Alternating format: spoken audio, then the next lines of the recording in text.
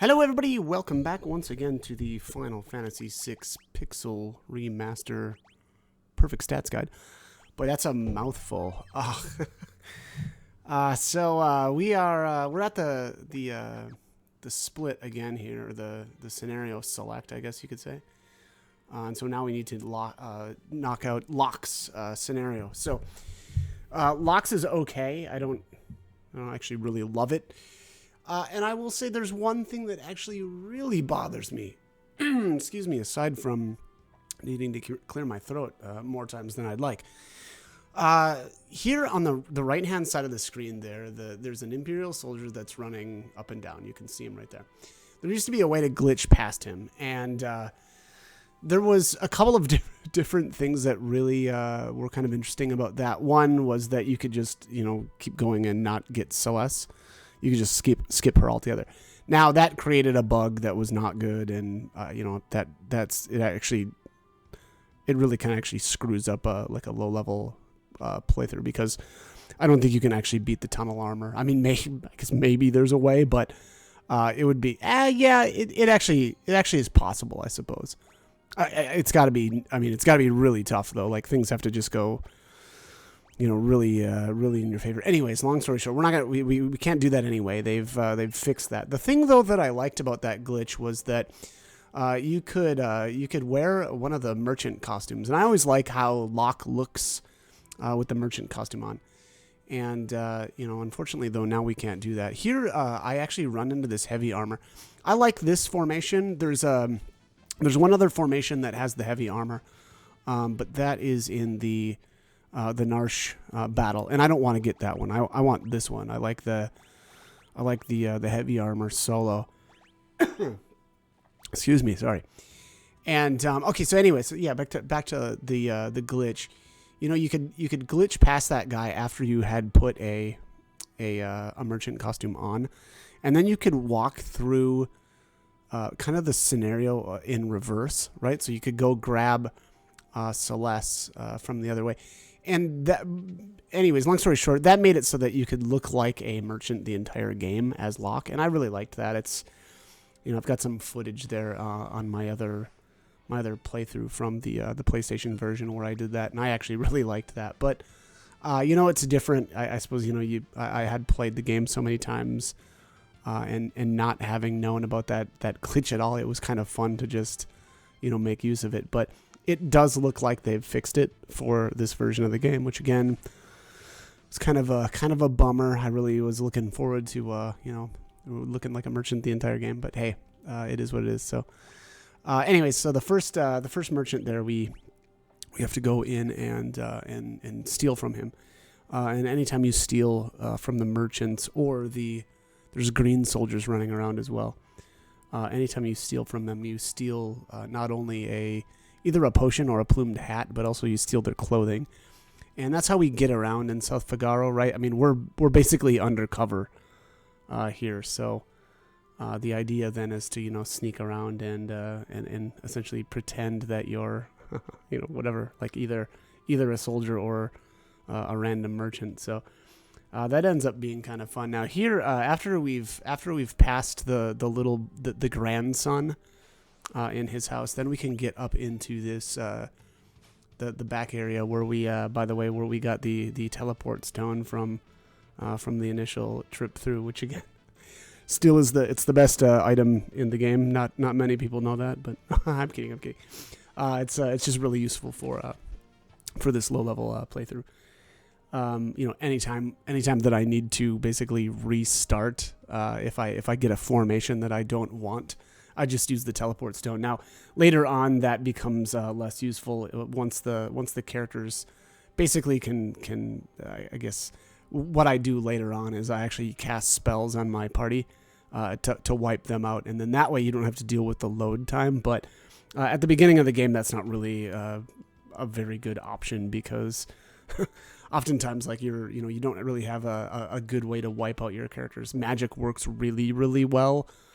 And unfortunately, though, we don't have any magic right now, so that's a bit of a problem. But anyways, we need to head on into is this the inn? I think this is the inn, right? And we need to swap costumes. So this time we're gonna hunt down this merchant and steal from him. So one of these guys, I felt like this might be the guy. He just didn't want to give it up. So it took so many steals here. Look, we're at like 4 or 5. I don't know. Not good though. Not good. Really wanted to keep his hat. Freaking jerk. Just give me your stuff, dude. Come on. We got places to be. There it is. All right. I like the beat they changed into the enemy name changes to birthday suit too. That's always cute. Wow. All right, see you later. All right. Why do I always have to open up my mouth? Yeah, I don't know. Man. I might want to learn something. All right, now we head downstairs. We have to have the merchant outfit in order to speak with this merchant, who then accuses us of trying to steal his cider. And we'll just do the same thing. We'll steal from him again. And also, I should add, these merchants and the soldiers don't do very much damage. So, and I wish I would have done this, but it's not a bad idea to just stock up on potions. So, like, right outside, I think it's the inn there. You've got the merchant is on the inside, and then the cadet is on the outside, and you can just keep swapping between the two of them in order to keep stealing. Again, I think it's not a bad idea, especially at this point in the game. The reason for that is, I mean, you could sell the plumed hats just straight up, or hang on to them. They'll be somewhat useful, or at least a couple of them will be useful. But also the potions. And I actually kind of regret not doing that, because that would have made it so that the boss in Locke's scenario here, I probably could have defeated him without using the Thunder Rod. And I have done that before, but that Thunder Rod just makes it really, really easy. And I kind of just wanted to get through this area. And then on top of that, the Thunder Rod isn't super useful, really. I mean, for the rest of this playthrough, it's not something that's... You just get the most out of it by using it here in Locke's scenario, because the tunnel armor is obnoxious, and when we're not leveling, we don't have a whole lot of room for error, and I just wanted to get by him fast. So I used that Thunder Rod, and that'll be coming up here in a little bit. But anyways, here I did swap back and forth between these two just so that you guys could see this. But you do need to end up in a merchant costume. Because otherwise the grandson will not let you back upstairs in order to speak with his grandfather. So again, make sure that you go in here and swipe this guy's outfit one more time.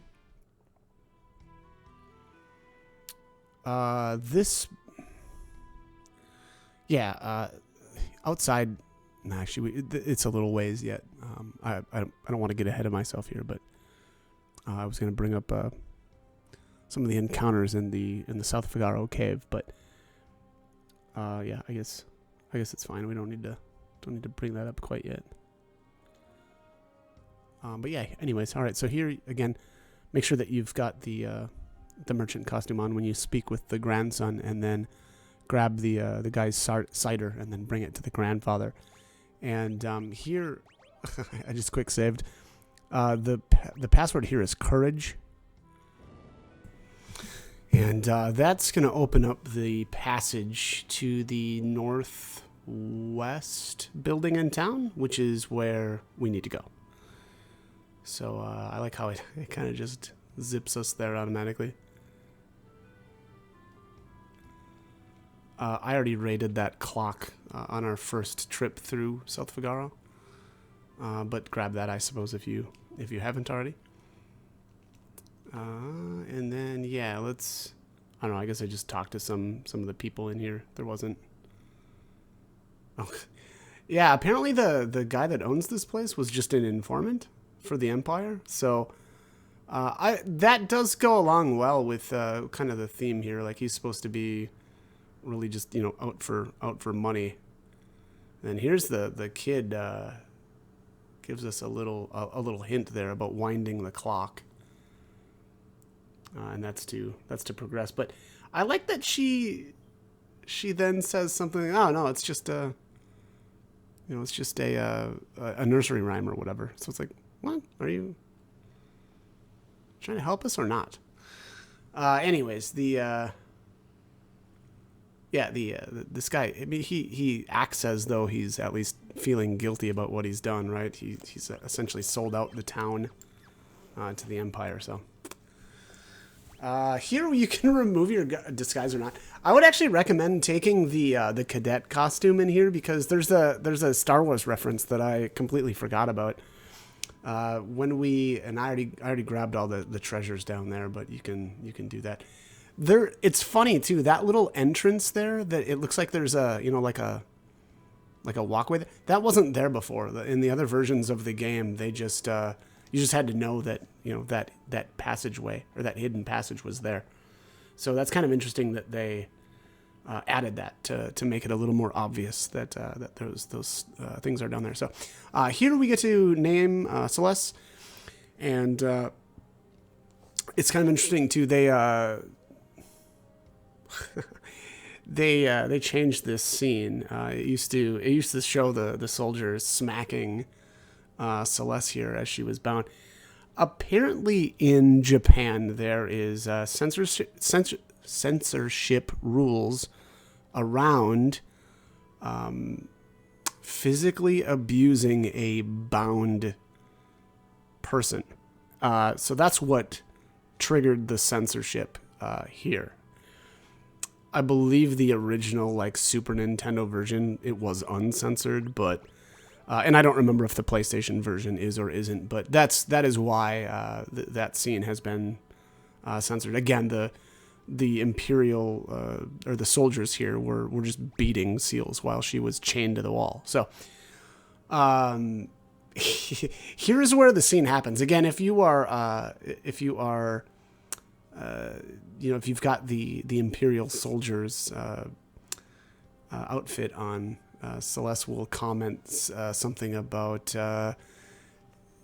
you're a little too small, I think, for those Imperial clothes. I think that's it. But yeah, that's a reference to when Harrison Ford, as Han Solo, rescues Princess Leia from the Empire. So I always thought that was pretty cute. But I actually forgot all about that. Now here I tried to leave, but because I wanted to go get that merchant outfit back, but she doesn't let you. She's like, no, can't do that. So we have to grab the key here from this soldier. There's a clock key in his pocket. All right, we'll, just steal that. Thank you. More soup and like how he's dreaming of food, and the Empire must not be feeding their soldiers very well. All right, so in this doorway is a save point. We will go ahead and save there. I kept a save back at the beginning of Locke's scenario, hoping that maybe someday someone will figure out a way to glitch past that soldier again, and so we could get the merchant costume, but. I'm also so far beyond that point where, even if that was the case, I don't foresee myself ever doing all of this again. We'll leave it at that. But anyways, all right. So I've got a Celes equipped here now. I actually did put the gauntlet on her just to bump up her defense a little bit, and then re-equipped a shield. I don't know. I guess it's something. And then actually she can equip the iron armor as well. So I think it makes sense to put that on her as well. This formation here, the two Vector Hounds and the Commander, I believe is the only one that we want to run into here. Let me check. I could have swore there was a formation that we... Yeah, I'm sorry. There's a formation in here with 3 commandos, and we definitely don't want that one. It's probably not the end of the world if you do, but let me just check here. I know that it goes in a commander. Yeah, it goes into Pack 16, which is a lot of the Magtech research facility, and I don't know. It's one of those deals where it's redundant because we already have the commander Vector Hound. So that's my take. I would say, again, if you want to, really reduce or be able to cycle, the Velt a lot faster and stuff like that, just don't get into a fight there with the 3 commanders. And if you do, just I would say reset. Not the end of the world if you don't. It's the same with this one here, the Vector Hound ×2. We don't need this, right? This is redundant. We've already got Vector Hounds in the other formation. So here I just left that in here just so that we could see the different formations that honestly that I don't want to take. So I think here in a minute I have the commander, the 3 commanders, and I just kept going. But in my most recent footage, I've made sure to not get that as well. So if that's, I think it's this. Yeah, it's this one here. So again, I would prefer to not take this one. And so again, in my current playthrough, I did not take this. I made sure to reset anytime I got the 3 commanders. So again, not the end of the world. So pack 16, like I said, is mostly Magitech research facility stuff. So I don't know. I would just rather see that stuff than 3 Lobby commanders that aren't impressive at all. So all right. Anyways, let's head on down here into this secret passage, and we'll head downstairs. There are a couple of items down here. Let's see here. We've got a high ether X potion, and there's a ribbon. That ribbon is amazing. Ribbons are just straight up amazing, but it's really, really useful to get one this early on in the game. There's a specific fight that it's really, really good to have it on Sabin. So again, make sure that you grab that, and here we'll just get into, I don't know if this might be the last battle here in I think this is considered the basement. And we'll just we'll continue on. So, oh no, it's probably actually not the last one. There's an earring. Earrings are amazing.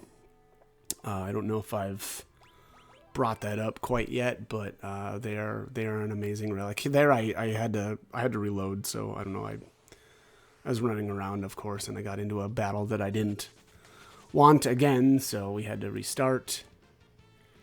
And here is the Vector Hound Commando combo. And there's our save. This is a dead end. I don't know why I even bothered going in there, but yeah, it's a dead end, so don't bother. All right, so here Celes, says, "Why are you helping me?" Locke, just says that she reminds her of someone. Obviously, that gets expanded on a bit later. Here, I took I saved here, and then I actually went out onto the world map and immediately got into a fight that I had to restart from. So, so that was annoying. So I instead, went outside, saved again, and then here I got lucky and made it all the way to the cave. Honestly, the battles out here don't really matter that much. I tried to avoid the Belmadar. Again, I think I had mentioned that in one of the earlier videos. It's not that important, but Gao already learns it automatically, so I didn't really think that it was that important to get that. So I skipped that. Now here's where things get a little bit weird. The enemies have now changed. There's 2 enemy formations that I want here. One of them is this one. It's the Acrophes and Gold Bear. So we'll definitely keep this one. And then there's one more, which is I think it's Acrophes and I'm not gonna remember the name of the other one. It's like a little sand ray looking guy. And then we're gonna go over here and now the Cartagra. So this is the second formation that we want. There's another formation in here that's it's 2 Acrophes by themselves, and I do not take that one. Again, I reset until I get rid of that. I don't want to be running into that one on the Velt. Again, it's more just because the mobs are redundant. There's the Thunder Rod. So now, obviously I skipped that on the way through the first time with, Edgar and Terra. And I grab it now because this Thunder Rod is going to make this next battle extremely easy. And I definitely highly recommend that. Again, there's no reason to hang on to the Thunder Rod. I know a lot of people like to do that or like to keep it for the cranes. That's much later on in the game, but it's not needed for that at all. That fight is really easy. So I'm not going to. But all right, so here I actually kind of robbed Locke and Celes here of basically all of their gear. I really wanted everything I could get to make Sabin's scenario a lot easier. If you don't have the Thunder Rod, you may not want to do this. You may want to equip these two because that fight is actually probably the toughest fight actually definitely of the scenarios. It's just, you got to be prepared for it too. If you don't have enough potions, it's a real problem.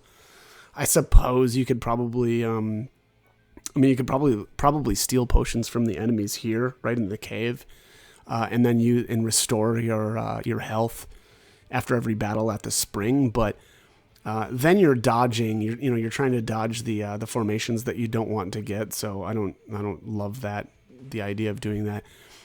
Stealing, you don't really have to steal. This guy has I think it's an air knife, as it's common. Let me take a look here because I don't remember. I think it's 2 daggers, and I mean honestly, neither of them are all that amazing. Let me just check here.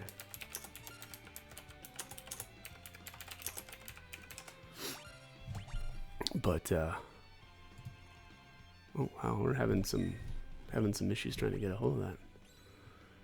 Oh wow, what? Its common steel is the Bile Blaster. Huh. And its rare steel is the air knife. Boy, that seems strange. I'm almost sure of the 2 times that I just recently did this, I got the air knife both times. That's strange. Honestly, I would have rather got the Bile Blaster and not had to buy it, but whatever. I guess it's not the end of the world. So there you have it. We got the air knife. Normally, again, I think the Bile Blaster is the better of the 2 steels, but it is what it is. So here the idea then is going to be to obviously we need to be using Runic with Celes, and the key here though is to make sure that she's just recently absorbed a spell from the tunnel armor, so that her Runic basically has worn off, right? And then use the Thunder Rod and immediately use Runic with her again right after. You really don't want to be absorbing any, or I guess taking any spells. You probably will die to any any spells. So yeah, good luck. The timing is interesting as well. And then on top of that, so if you're familiar with the game here, what we really want to do is keep skipping Celes. If she has Runic up, you want to skip with her. You don't want to use Runic again, because there's a lag period there where if you hit Runic again and she hasn't used it, and the tunnel armor casts a spell, you'll get hit by the spell, because the Runic is, after you've selected that command, there's like a little lag time there where you're not actually protected by Runic, even if you used it in the previous turn. So, anytime you're about to take a turn with Celes, just make sure that, or if you need to attack with Locke, you skip her by hitting the triangle button. Don't hit, don't defend, don't hit another command, skip her.